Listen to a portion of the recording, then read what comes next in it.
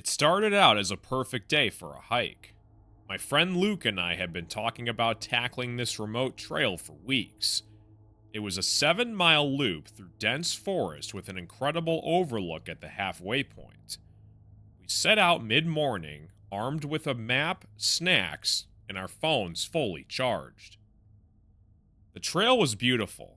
Thick trees on either side, sunlight streaming through the canopy, and the occasional sound of birds chirping or squirrels rustling.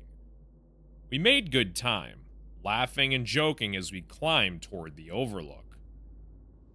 About 3 miles in, we reached a fork in the path. The map showed the left trail leading to the overlook, but Luke wanted to check out the right path, which wasn't on the map. "It probably loops back around," he said with a shrug. I hesitated, but Luke was always the adventurous one, so I relented. The further we walked, the less the trail looked like a trail. The dirt path became uneven, rocks and roots jutting out. At one point, we had to climb over a fallen tree that blocked the way entirely. "This doesn't feel right," I said, but Luke insisted we kept going. After about 20 minutes, the path just ended. We were standing in a clearing, surrounded by trees, with no sign of where to go next. "Okay, this is dumb. Let's head back," I said, annoyed. Luke looked around, frowning, then pointed in a direction he was sure was the way back. I wasn't convinced, but I followed him. After a few minutes, I realized we weren't retracing our steps. The landscape looked different, denser, darker. The air felt heavy, like we were being watched. "Luke, this isn't right," I said, stopping. But Luke was gone. "Luke?" I called, my voice sounding small against the forest. No answer. I spun around, my heart pounding. The trees seemed closer now, their shadows stretching like fingers. I tried calling him again, louder this time, but still nothing. I pulled out my phone to text him, but there was no signal. I debated whether to keep looking or head back to the main trail. My gut told me to turn around, so I marked the spot by tying a red bandana to a tree and started retracing my steps. As I walked, the forest grew eerily quiet. No birds, no wind, just the sound of my boots crunching on the leaves. I felt the hair on my neck rise when I thought I heard footsteps behind me. I turned, but no one was there. After what felt like an eternity, I found the main trail again and ran back toward the fork, hoping Luke had done the same. When I got there, he wasn't waiting. I debated going back for him, but decided to call for help instead. The park rangers arrived within an hour and started a search. It was dark by then, and they warned me the forest was especially dangerous at night. They promised to keep looking and escorted me back to my car. It wasn't until the next morning that they found him. Luke was sitting at the edge of the clearing we'd stumbled into, dazed and pale. He didn't remember much, just that he'd gotten turned around trying to find me. But there was one thing he said that still gives me chills. "I swear, I wasn't alone out there," he told me. "Something was following me, watching me. We never went hiking again."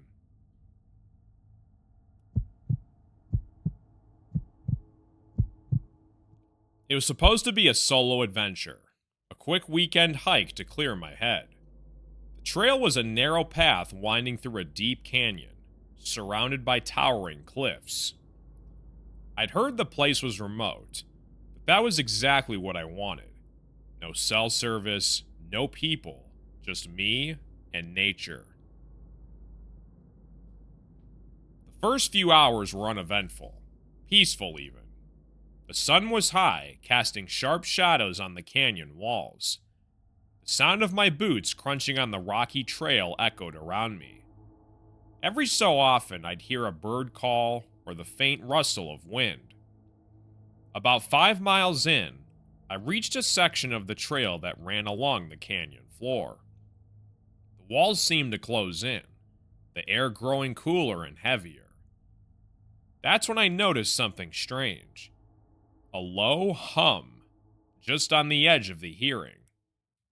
It wasn't wind, it wasn't water, it was rhythmic, almost like a vibration. I stopped, trying to pinpoint the source. It seemed to come from up ahead, where the trail curved sharply around a boulder. My heart beat faster, but I chalked it up to just nerves. Probably just some natural phenomenon, I just told myself. Rounding the bend, I came face to face with a massive rockfall blocking the trail. Boulders the size of cars were piled high, forcing me to climb over or turn back. I hesitated, but curiosity got the better of me. I scrambled up the rocks, careful not to lose my footing. At the top of the hill, I froze. Beyond the rockfall was a clearing, and in the middle of it stood something I still can't fully explain. It was tall, easily 7 or 8 feet high, and humanoid, but its proportions were all wrong. Its arms were too long, its legs bent at an unnatural angle. Its skin was sick, and it shimmered faintly, like heat waves rising off pavement. It didn't move at first, just stood there, facing away from me. I didn't dare breathe. The hum was louder now, coming from it, resonating in my chest. Then it turned. Its face, or what I think was its face, was featureless except for 2 hollow black voids where eyes should have been. The moment those voids locked onto mine, my legs gave out. I tumbled backward down the rockfall, landing hard on the trail below. I don't remember getting up, but I must have, because the next thing I knew, I was running. My pack bounced against my back, my lungs burned, and my ears were filled with that horrible hum. It followed me, growing louder, closer. I didn't look back. By the time I reached the trailhead, the hum was gone, replaced by the sound of my own gasping breaths. My legs felt like jelly, and I collapsed to the ground, shaking. I sat there for hours, waiting for someone, anyone to show up. When a couple finally arrived, I blurted out my story. They looked at me like I was insane. Later on, I found out that part of the canyon had been closed off for years due to unstable terrain. No one was supposed to be out there. I've never gone back, and I never will. Whatever I saw that day wasn't human, and it wasn't meant to be found.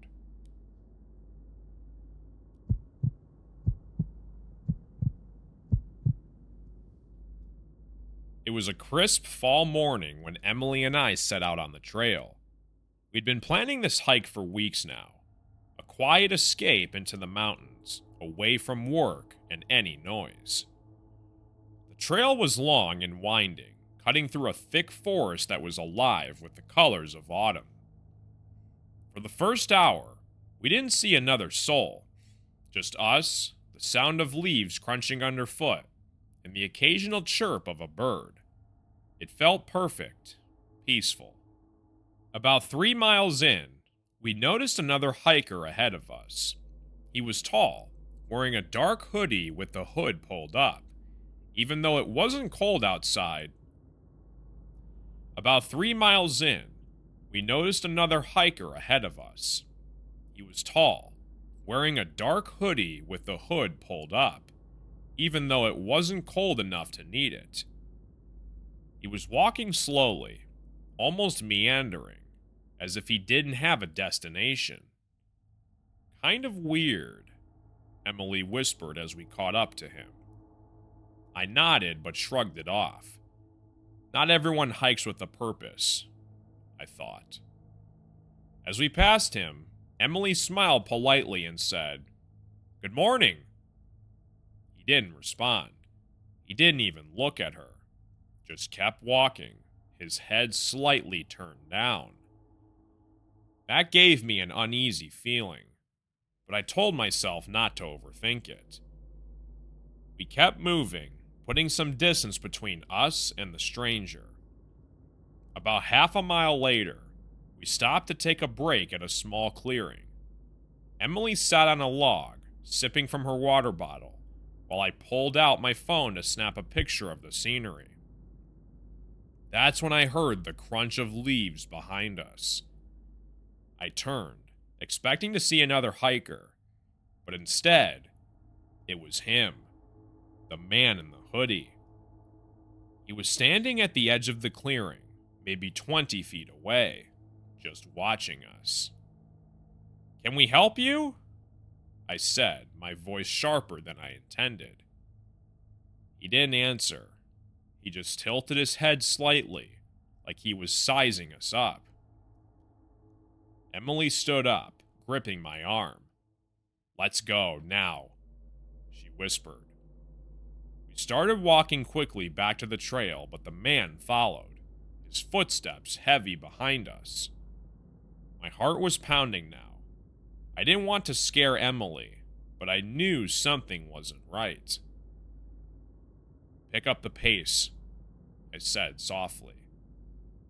We broke into a brisk walk, but so did he. I glanced back and saw he was closing the gap. "Run," I whispered to Emily, and we took off. We sprinted down the trail, our backpacks bouncing wildly. The forest seemed to close in around us, the trees blurring together. I could hear the man running behind us, his heavy breathing cutting through the air. Then, Emily screamed. I whipped around just in time to see him grab her arm. Without thinking, I charged at him, shoving him hard. He stumbled but didn't fall, his hood slipping back to reveal a pale, gaunt face with wild, sunken eyes. "Go!" I yelled to Emily, and she took off down the trail. The man lunged at me, his hands clawing for my throat. I barely dodged him and swung my backpack at his head. It connected, and he staggered backward, giving me just enough time to run away. I caught up to Emily, and we didn't stop running until we reached the parking lot. We were shaking, out of breath, and looking over our shoulders the entire time. We reported the incident to the park ranger, who seemed alarmed, but not entirely surprised. We've had a few complaints about a strange man on the trails, but we haven't been able to track him down, he told us. To this day, I don't know who he was or what he wanted, but I'll never forget the look in his eyes, or the sound of his footsteps chasing us through the forest.